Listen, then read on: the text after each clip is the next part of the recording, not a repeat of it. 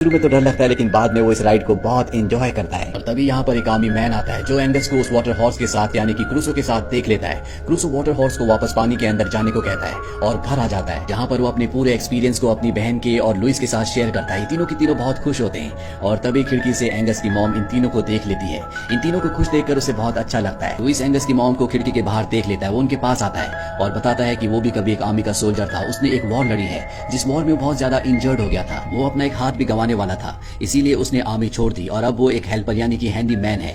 यहाँ पर जो कैप्टन होता है लुइस को और एंगस की मॉम को आपस में बात करते हुए देख लेता है, जिस बात से वो जेलस हो जाता है क्योंकि कहीं ना कहीं वो एंगस की मॉम को पसंद करने लगा है। इसीलिए वो अपने साथ के लोगों से कहता है कि इसका रिकॉर्ड चेक करो।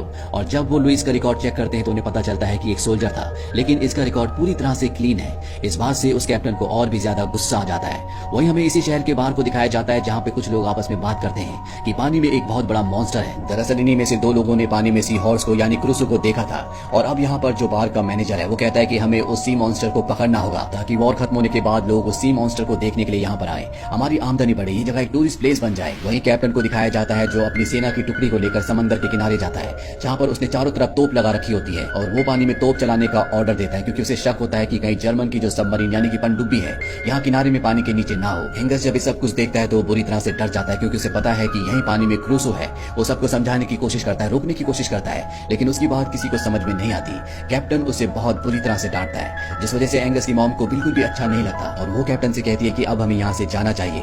दरअसल कैप्टन ने एंगस की मॉम को यहाँ पर उसे इम्प्रेस करने के लिए बुलाया था लेकिन अब उसका प्लान पूरी तरह से उल्टा हो चुका है। वहीं यहाँ के लोकल लोगों को दिखाया जाता है जिन्हें पानी में क्रूसो नहीं मिलता, इसीलिए वो उसी की तरह का एक क्रिएचर का डमी बनाकर पानी में रखते हैं और उसका फोटो भी खींचते हैं। वहीं एंगस को दिखाया जाता है जो रात को लुइस के साथ समंदर की तरफ चल पड़ता है क्योंकि वो देखना चाहता है कि उसका दोस्त क्रूसो ठीक है या नहीं। जब वो समंदर के किनारे जाते हैं तो क्रूसो वहां से बाहर निकलता है लेकिन आज दिन में जो ब्लास्ट हुए थे इस वजह से वो बहुत ज्यादा डरा हुआ होता है। साथ ही वो एंगस की बात भी नहीं मान रहा होता, बहुत ज्यादा एग्रेसिव होता है। ये सब देखकर एंगस को बहुत दुख होता है। उसे एहसास होता है कि उसे पानी में नहीं छोड़ना चाहिए था बल्कि अपने साथ रखना चाहिए था, इसीलिए लुइस से इस बात पर लड़ता भी है। इसके बाद ये दोनों के दोनों वापस आ जाते हैं। वही आर्मी को पता चलता है कि पानी में एक बहुत बड़ा मॉन्स्टर है, इसीलिए वो अपनी बोट से उस मॉन्स्टर का खात्मा करने के लिए निकल पड़ते हैं। और तभी बीच समंदर में क्रूसो उनके सामने आता है। क्रूसो उनके ऊपर हमला कर देता है, उनकी बोट को पलट देता है और इसके बाद वो एक आदमी को अपने मुंह में पकड़ लेता है और इससे पहले कि वो उसे मारता। यहाँ पर एंगस आ जाता है जो उस आदमी को उसे छोड़ने के लिए कहता है। वहीं एक दूसरे आर्मी ऑफिसर को दिखाया जाता है जो क्रूसो पर गोली चला रहा होता है लेकिन लुइस उसे पकड़ लेता है। इस बात पर आर्मी ऑफिसर को गुस्सा आता है और वो लुइस को बहुत बुरी तरह से मारता है और इसके बाद वो क्रूसो पर गोलियां चलाता है लेकिन उसकी गन में गोलियां नहीं होती। वहीं एंगस पानी में क्रूसो की तरफ जाते हुए डूबने लगता है क्योंकि उसे तैरना नहीं आता और जब क्रूसो ये देखता है तो वो उस आदमी को जिसे उसने अपने मुंह में पकड़ा होता है उसे छोड़कर एंगस को बचाने के लिए पानी में उसकी तरफ बढ़ जाता है और क्रूसो को अपने मुंह में पकड़कर पानी से बाहर निकाल देता है जिससे क्रूसो की जान बच जाती है।